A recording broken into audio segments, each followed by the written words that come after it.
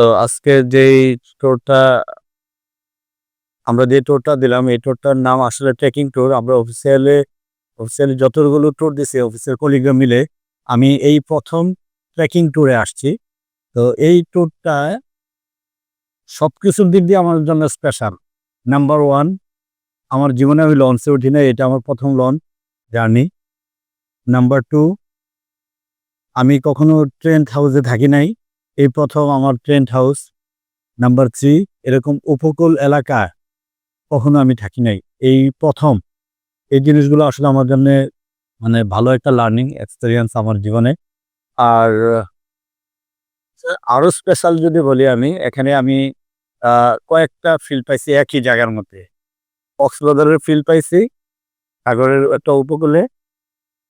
তারপর যেই জঙ্গলের ভিতরে যে চলাফেরা করে মানুষ, ওইটাও ভালো একটা এক্সপেরিয়েন্স পাইলাম।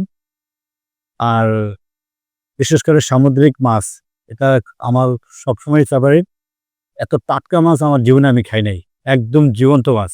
আমরা নরমালি ঢাকাতে যেগুলো খাই এগুলা বরফ দেয়া থাকে। নদীর মাছ বাট বরফ দেয়া থাকে। আর এখানে যেটা খাইলাম একদম টাটকা।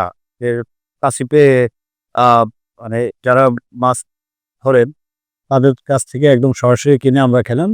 এবং আরো স্পেশাল একটা চরহেরাতে গিয়েছিলাম আমরা। চরহেরায় ওই খাওয়া ভাতের রান্না, উফ! অ্যামেজিং! সেই স্বাদ, সেই স্বাদ।